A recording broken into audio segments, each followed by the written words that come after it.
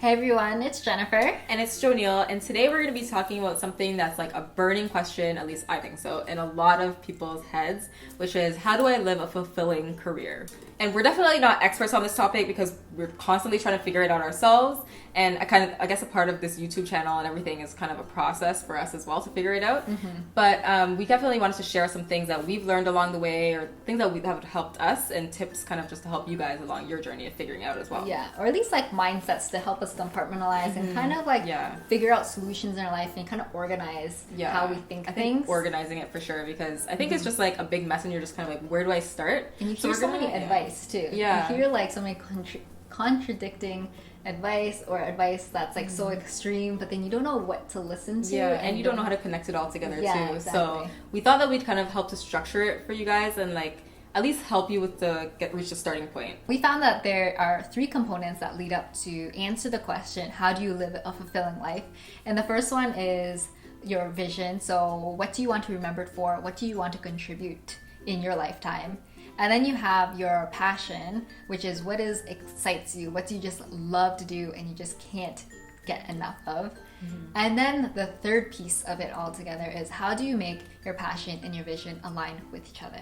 So for the first part is your vision, like Jen said. It's the more deep-rooted connection that you have with yourself. It's something that's more meaningful. At the end of the day, this is the most important factor that's going to make you feel fulfilled in your career. And it's going to make you feel like what you're doing actually means something. Yeah, and your vision is definitely something that doesn't evolve much over time, just because it is something so deep inside you. It might change a little bit over time, but not by much.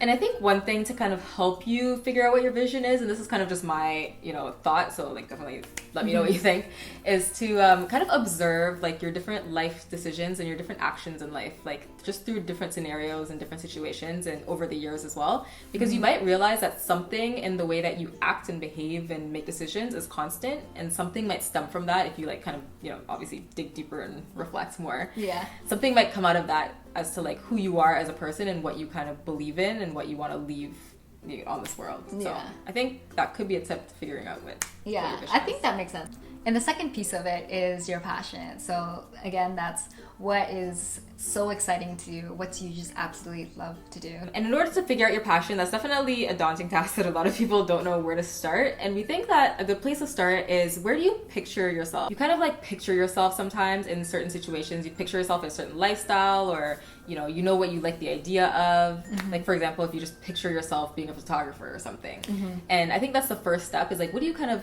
picture yourself doing? And everyone kind of has it in the back of their head, like has something. And it could just be based off of like watching TV or like seeing your friends doing something, and you kind of just like envision yourself doing it as well.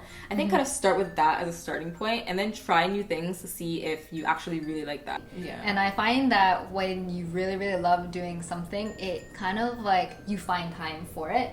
So if you realize that it's like dreadful to get up and do it, it most likely means you're not passionate about it, but that's okay too, right? Exactly. And I think this is just like a constant cycle. So you're going to envision something, you're going to try it, figure out if you like it, you might not, then you try envision something else, try it. You kind of keep going and doing that cycle to kind of figure out at the end, something will stem from it eventually.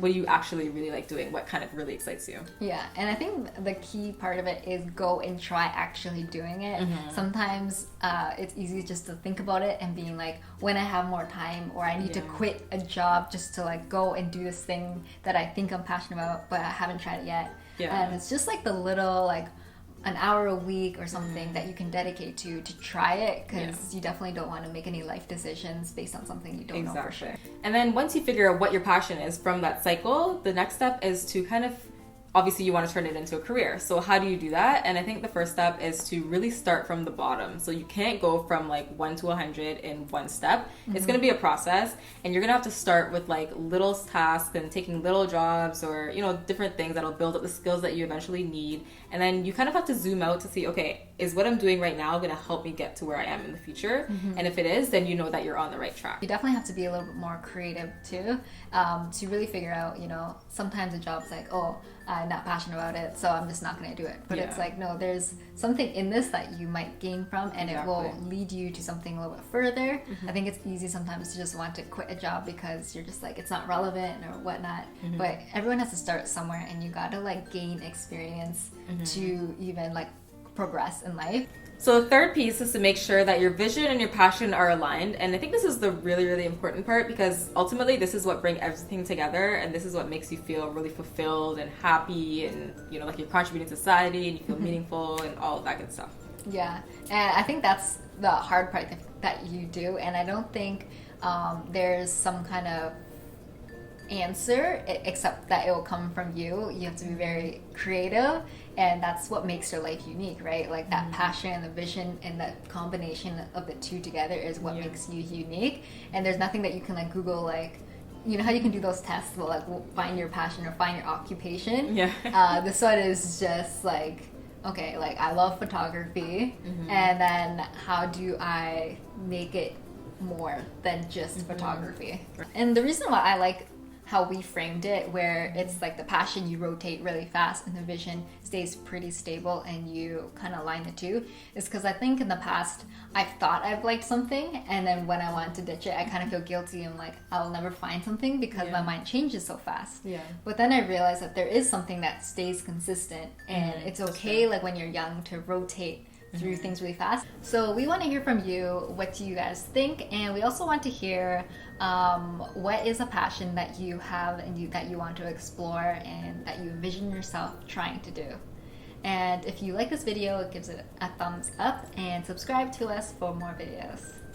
It's either now or never, and I'll just like have all these like things, these strategies to say it, and yet I still can't get myself out of it. It doesn't work. Yeah, like no matter what I do, I just always fall back in the trap of procrastination.